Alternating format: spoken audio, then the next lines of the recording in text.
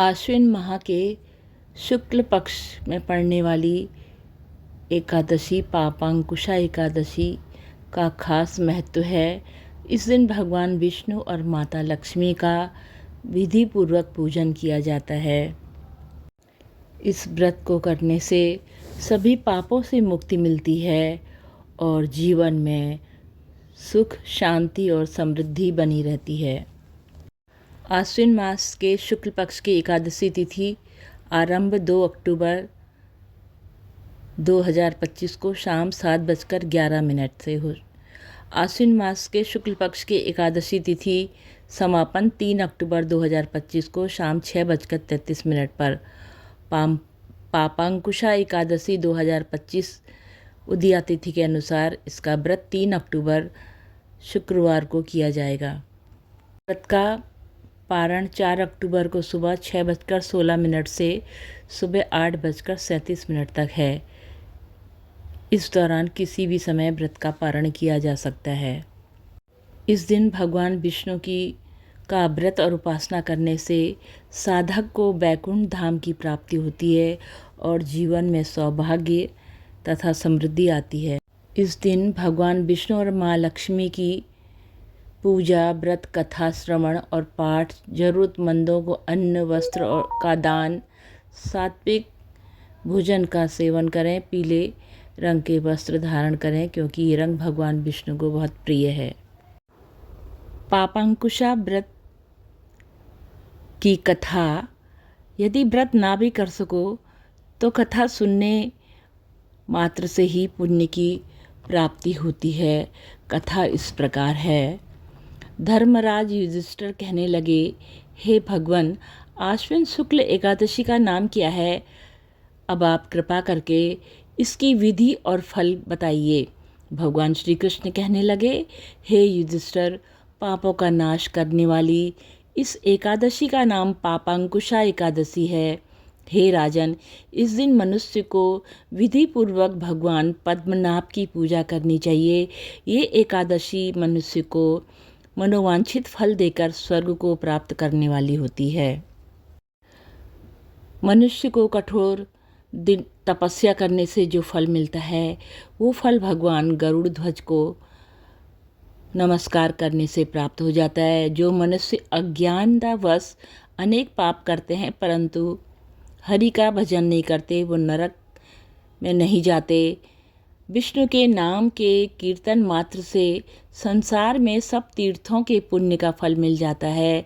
जो मनुष्य शांग धनुषधारी भगवान विष्णु की शरण में जाते हैं उन्हें कभी भी यम यातना भोगनी नहीं पड़ती।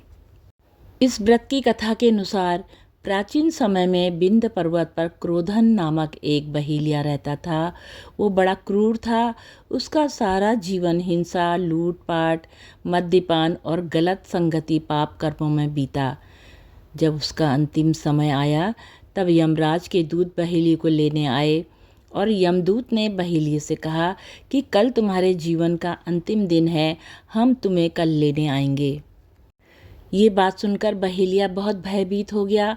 वो महर्षि अंगिरा के आश्रम में पहुंचा और महर्षि अंगिरा के चरणों पर गिरकर प्रार्थना करने लगा, हे ऋषिवर, मैंने जीवन भर पाप कर्म ही किए हैं। कृपा कर मुझे ऐसा कोई उपाय बताएं जिससे मेरे सारे पाप मिट जाएं और मोक्ष की प्राप्ति हो जाए। उसके निवेदन पर महर्षि अंगिरा ने उसे आश्विन शुक्ल की पापांकुशा एकादशी की विधि पूर्वक व्रत करने के लिए कहा।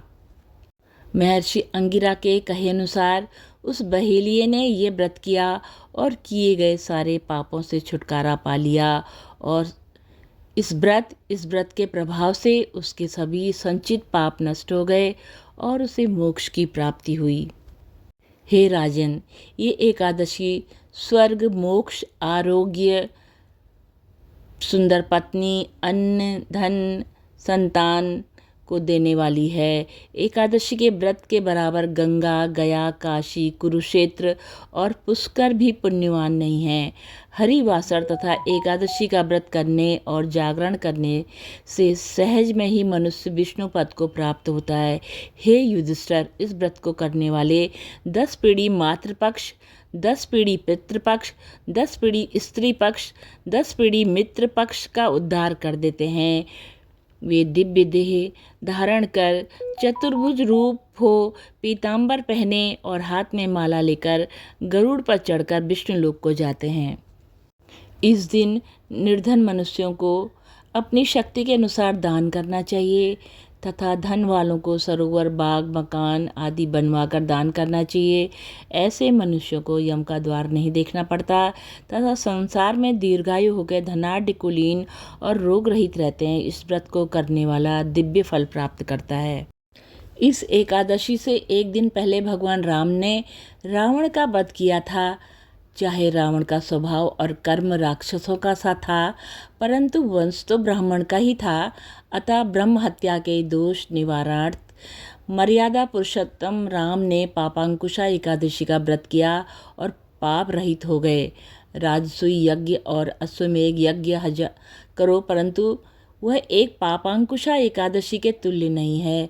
ये कथा ब्रह्म पुराण में वर्णित है। इस दिन सावा